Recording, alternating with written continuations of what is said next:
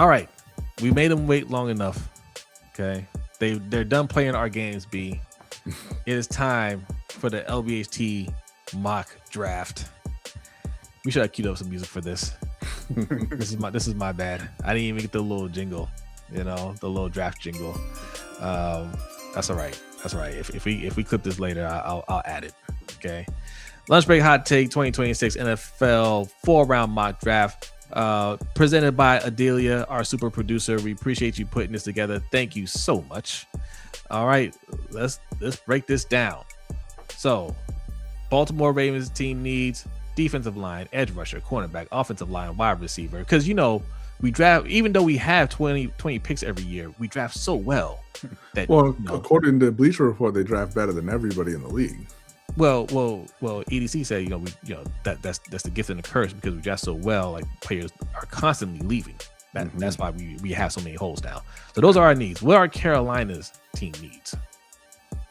I mean, what aren't Carolina's team needs? You got O-line. You got depth all along the O-line. You got wide receiver. Obviously, they're looking for potentially a wide receiver 2. Definitely a wide receiver 3. Starting tight end. They need a D tackle next to Derek Brown. They need defensive backs, specifically a free safety. They need linebackers to put next to Devin Lloyd. And you could put edge in there as well. I don't think it's a huge need or anything. They just addressed it last year in the draft, so I think they're okay there. But if you wanted to continue the list, that's down below these needs here. Okay. All right, so here we are, round 1. Baltimore Ravens are on the clock. Who did we select? Vega. That's right. He can't play center. Because despite him not being able to play center, unlike Spencer Fano, who we definitely know can play center, we're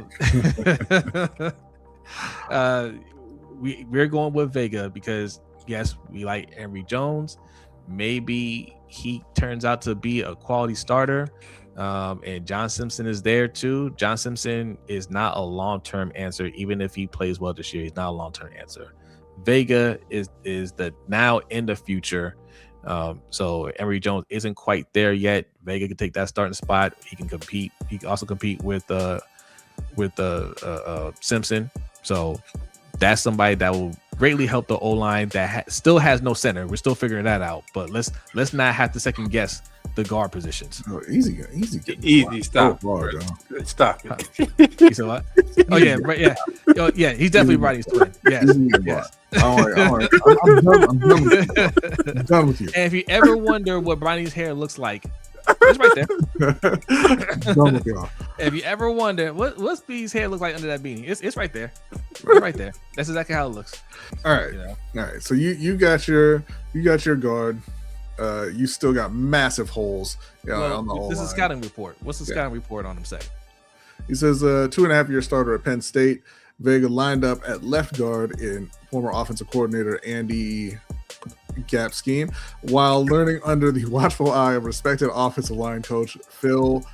What is up, Troutway? God damn. He made noticeable improvements each of the past 3 seasons. 0 sacks allowed and 0 holding flags over the past 2 years. Penn State's offensive line largely underperformed in 2025 compared to expectations, but Vega was the lone exception. He consistently played at a high level and earned All-American honors. Vega both looks the part and plays the part. In pass protection, he is quick out of his stance and sports a stout base and commanding hands to anchor his spot. As a run blocker, he generates explosive power from his core to dig out defenders on drive/down blocks, flashing the competitive temperament to finish. He doesn't move any faster than his size would suggest, but he stays efficient with his footwork and flexibility to be effective on movement-based blocks, not scheme-dependent. And we're about to see what happens when you win your division, make the playoffs, and have to pick several picks later. The Carolina Panthers are on the clock at number 19, and we wanted Kenyon Sadiq here. I wanted Kenyon Sadiq this is B's other twin. He was not there. He was not available.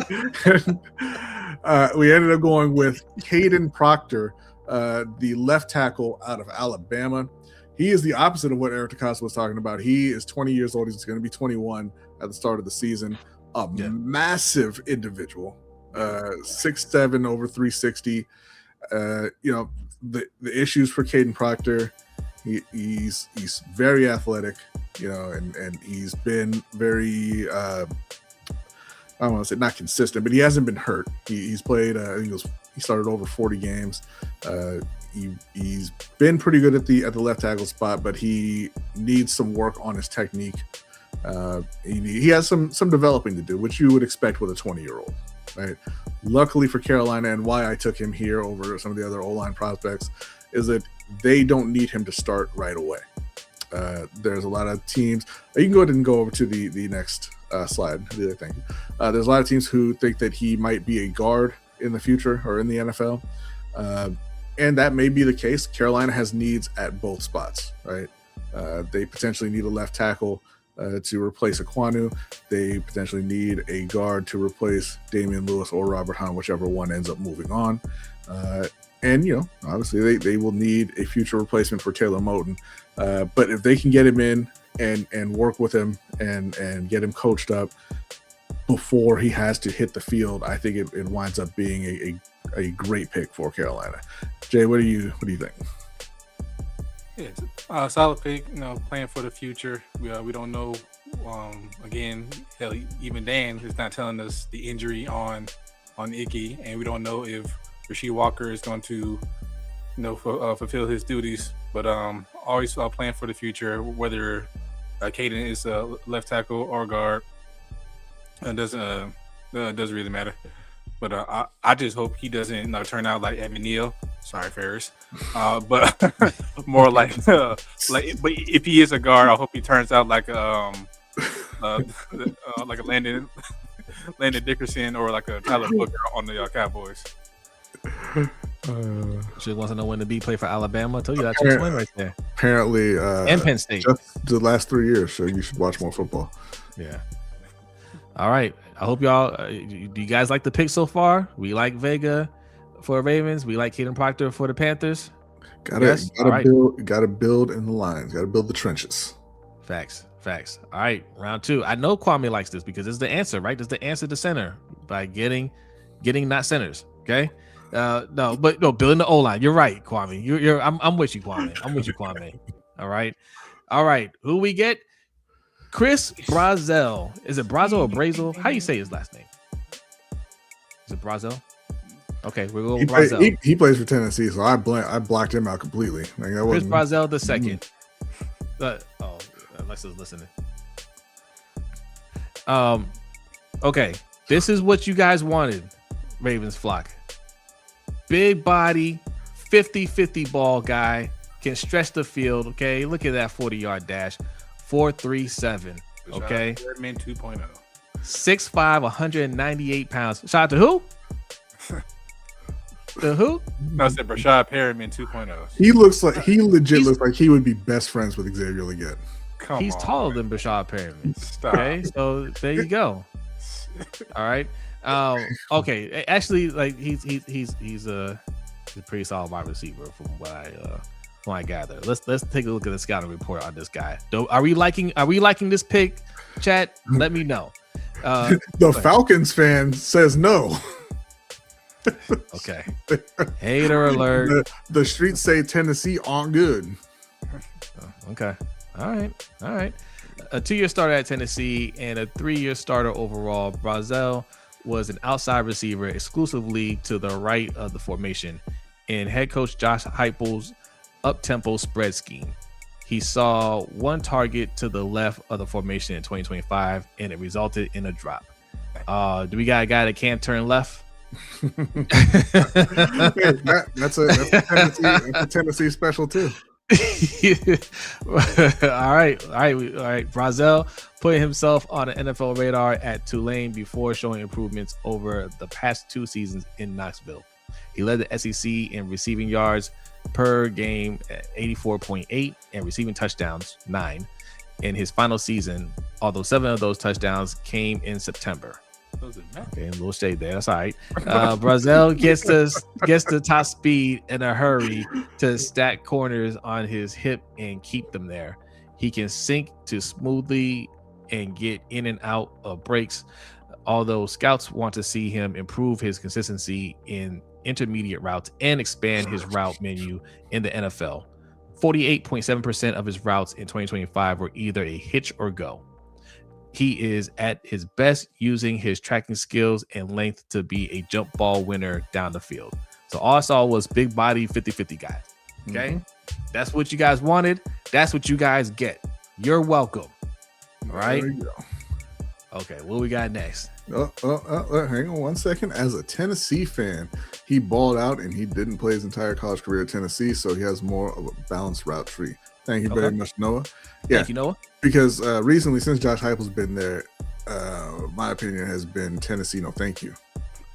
But we'll see. Round 2 for Carolina. We went a very, very similar route. Chris Bell, wide receiver out of Louisville. 6'2", 222, big, strong, fast. And I'm starting to sound like Xavier Legette. I'm scaring myself, so we're going to move right past that. Again, much like Caden Proctor, the kind of knock on him is that he is a little bit unpolished and is going to take a little time to develop. But Carolina already has a number 1 receiver, may already have a number 2, and like Caden Proctor, may be able to ease him into things while he's still developing. Much like Brazel, they said last year he was exclusively on one side of the line. Apparently the year before he was exclusively on the other side of the line. So we'll see how that goes. Matt Harmon, who tracks wide receivers, says, generally speaking, if a wide receiver played exclusively to one side of the formation, it is very bad news for their NFL projection. But he says, not sure about guys who, played one side exclusively and then played the other side exclusively, rather than moving around in season. So we'll see. But, he's a guy who has all of the physical tools. And again, for Carolina, they need playmakers. They need to surround Bryce with more talent. And I think that we accomplished that with this pick. Jay, what do you think? Yeah, definitely accomplished the yak guy that Dan talked about all this off season. Hopefully he doesn't lose some of that speed with the ACL. But like Brodny said, he has everything, and I think Coach did a video on him. He has said he needs to work on his route tree. But I feel like again with Nalo and Coker, in the room, no problem with that. Just like Proctor, a good stash pick, ready for a year 2 if XL or Jimmy Horn or I don't see him as competition, but John Mechie doesn't claim one of those 2 or 3 spots. I forgot all about John Mechie. Good job, Dan. Yeah, Tony say hopes it's not another Kelvin Benjamin situation. Facts. I don't think there's been any talk about him not being a hard worker like there was with Kelvin Benjamin coming out. Yeah, Kelvin Benjamin just quit. So let's read this kind of report here. Okay, he's got a 3-year starter. You want to go ahead. 3-year starter at Louisville. Bell was an outside receiver exclusively to the right of the formation in head coach Jeff Brom's spread scheme. A late bloomer in high school, he made clear improvements each year for the Cardinals, which was reflected in his receiving production. He became the team's number 1 pass catcher as a senior and played his best ball, including a 3-game stretch against Pitt, Virginia, and some other team, in which he became the first Louisville player with 9+ catches in 3 straight games since Deion Branch in 2001. Bell passes the eye test with his size and acceleration, and he displays the versatility to be both a bully, possession target, and run after catch weapon. Having run primarily slants, crossers, and hitches, with the occasional post-go route mixed in. On his college tape, he needs to expand his route tree and polish his releases. He is a tough competitor, although there are times when he needs to keep his emotions in check. That was one issue that was in the scouting report. A lot of penalties for Chris Bell, which you shouldn't really ever say for a wide receiver. But he had a lot of penalties, a lot of unsportsmanlike penalties for Chris Bell. I'm gonna gonna choose to call him Fiery. There you go. But guess what, Brodny? Our Panthers' greatest receiver of all time was a little bit fiery, and look how that worked out. Yeah, he was Thanks. also arguably the greatest Ravens receiver of all time. No. Well, he's definitely a Ravens legend for sure. No. Super trash at picking receivers. Oh. All right, round 3. Here we go. Who we got? Parker Brailsford. This is the answer, Kwame. You were asking for the answer at center. You said somebody that wasn't an answer. I gave you the answer. Okay. This is the answer. When I say who, you need to give me a name. Okay. Somebody isn't a name. Said who, you say Parker. Yes. Parker Brailsford, center from Alabama. All right. Let's take a look at I don't know if he's good or not, but he was there. Let's take a look at his scouting report. Let's see what the scouting report says. Is coach still in here? Kwame says heck. Heck wasn't available. Yeah, but this is the problem, Kwame. This is the problem when you're relying on the draft. You don't get to just choose whoever you want. You choose who's available. Yeah, Heck wasn't available. Because there are several center prospects, right? And not all of them are going to be good, and you don't have 100% control over which one you get. Okay, read the scouting report, and I'm going to address some Parker Brailsford, a 2-year starter at Alabama and 3-year starter overall. Brailsford was the center right-handed snapper and offensive coordinator Ryan Grubb's zone-based scheme. He was a key part of Washington's Joe Moore award-winning offensive line in 2023, which helped the Huskies reach the national championship game. He then anchored the Tide's offensive line the past 2 seasons. Twitched up big man, Brailsford fires out of his stance to cut off pass rush angles or reach in the run game. He lacks the mass and power to manhandle defenders, but plays stronger than his size would indicate. And his long wingspan is an asset for him. His range can be weaponized on screens, pulls, and climbs, though he needs to be more consistent picking off targets in space. Okay, so I'm looking at the chat. People, they're not feeling this. King says Connor Lew. You couldn't get Connor Lew. Mike says Lew, Heck, Slaughter, and Jones weren't available. Listen, let me ask y'all something. Do you want your big 50-50 ball guy, or do you want your center? Okay, you can't have both at the same time. You can't have both at the same time. All right. I'm giving you guys what you asked for. You guys didn't seem that interested in center when it was time to actually pay one. So I figured you wouldn't care if we just waited a little bit later. I don't know why you drafted one anyway. You're just gonna put Corey Bullock in there. when I heard people saying Corey Bullock could be the guy, I was like, okay, you guys don't clear. You don't care about this position, so we'll just wait.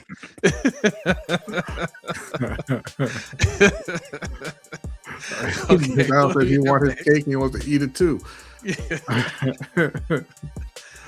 All right, round 3. Carolina's on the clock. Jay, we hit the O-line, we hit wide receiver. Obviously, it's time to address the other side of the ball. Jalen Kilgore, the nickel corner / safety out of South Carolina. Never brought him up earlier in the chat. Never saying their nickname. It's a ridiculous nickname. That was Clyde. That was Clyde being greedy that you can't have him. He's going to be a Panther. Another young guy. He's 21 years old. Will be 21 at the start of the season as well. Very, very fast. He ran I believe 4.4 flat at the combine. And dude's a playmaker. Right? He had, I believe it was 28 passes defense, maybe even more than that, and 8 or 9 interceptions. He is very athletic. He's got long arms, which is what Dan and they look for in their defenders. And this is what Jay, you mentioned, they need on that defense, because I don't want to, we have some people in the chat who went to Ohio State, so I don't want to, but Lathan Ransom is not the answer. All right. So I don't want to slander the Buckeyes too much, but you can't trust them. So 3rd round, Jalen Kilgore, 3-year starter at South Carolina. Kilgore played a nickel role in defensive coordinator Clayton White's scheme. After Nick Emanwori suffered an injury in 2023, Kilgore was pressed into a prominent role as a true freshman and never left the field. He was a freshman All-American, then led the Gamecocks in both passes defended and interceptions during his sophomore and junior seasons. Kilgore is an impressive height, weight, speed athlete and consistently made plays on the football from the nickel position. Though his athletic traits are outstanding, he lacks functional control in his pedal and break movements, which allows receivers to uncover on his watch. He wasn't asked to range over the top in coverage, but that should be his best position at the next level. Can he deploy his athleticism more efficiently from deep coverage? I don't know why I left us with a question, but Jay says yes, he can. Jay says yes, he can, and I say yes, he can too. All right. I think that what we got here is a ball hawking safety to put on the back end of the defense and to make plays and take the ball back for Carolina, like Michael Jackson was doing last year, like J.C. Horn's supposed to be doing, but he don't really like to. I mean, he does. He does it occasionally. Occasionally. He doesn't do it with two hands, but he does. He does it occasionally. He does it about as often as he falls flat on his face and gives up touchdowns. I mean, I need him to do it against the Saints, but the two games the Saints were terrible. I'm sorry. Absolutely. The defense on Darren Waller was terrible too. Like, he just ain't too easy. No, we didn't. Of course, he didn't won that game though. No, of course not. It's 4 rounds. We said at the beginning, ain't too easy. Okay.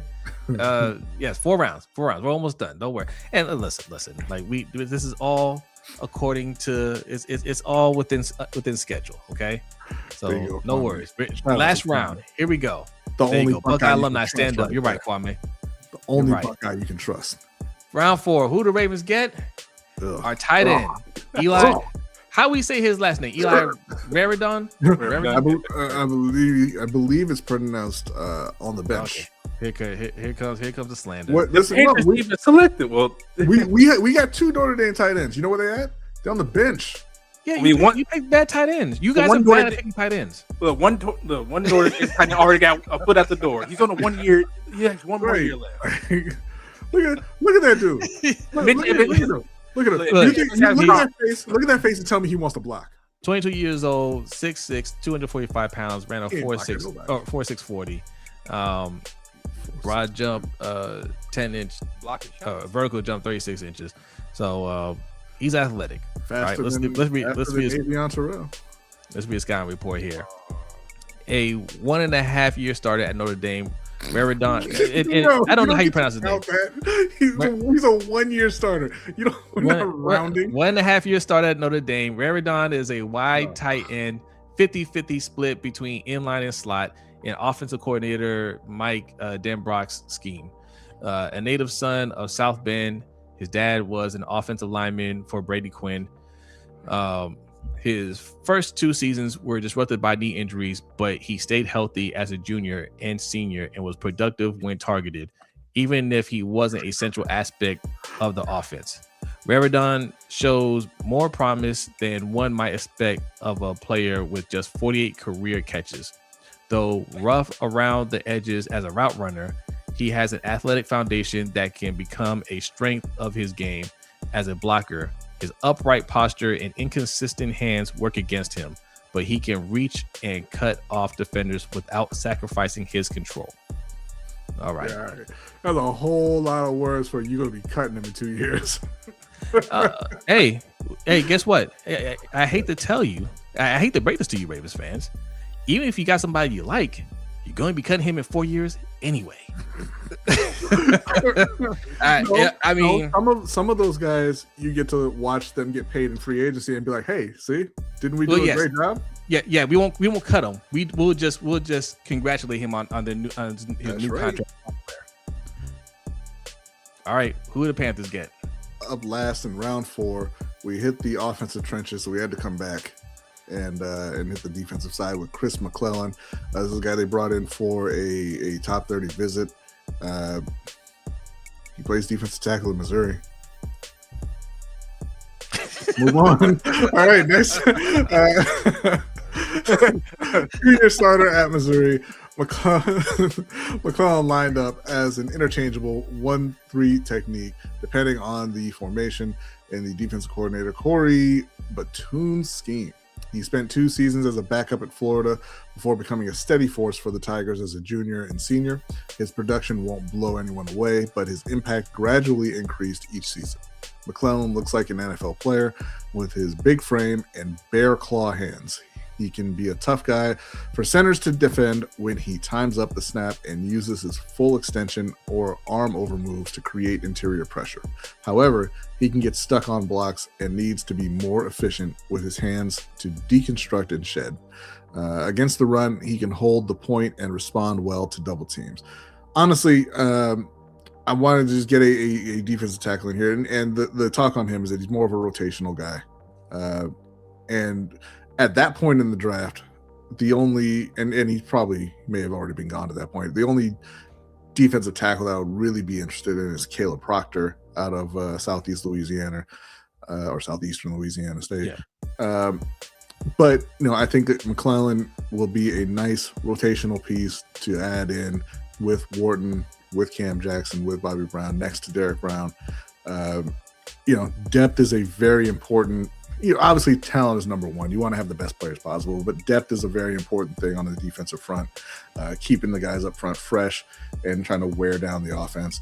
Not going to say it's a home run pick, but we got on base with that one, Jay. It's round 4. We got a super chat from Imani. Thank you, Imani. Appreciate that. It says EDC's going down to 14.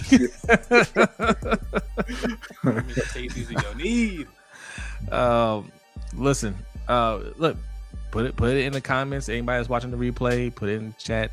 If you're doing mock drafts, who do you have with your top 4? I mean, there's no need to go past four rounds. All right, there's no need.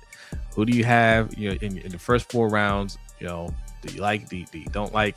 I saw a lot of protests to the center position, and again, the names that you're saying, they're not all as good as you think they are.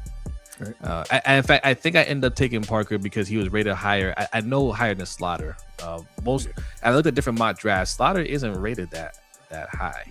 No, and Slaughter and Connor Lew in particular have some of the flaws that you guys keep saying about Linderbaum. Smaller guy, shorter reach and things like that, right? So I figured, let me go with a guy with some arm length, But center was the point. The point was we had to get a center. You can replace him with whoever you like, but we do have to get a center, at least in the third, no later than the 3rd round. If we can go a little bit earlier to somebody there that we like, I'm fine with that too. But we do have to get a center. Yeah.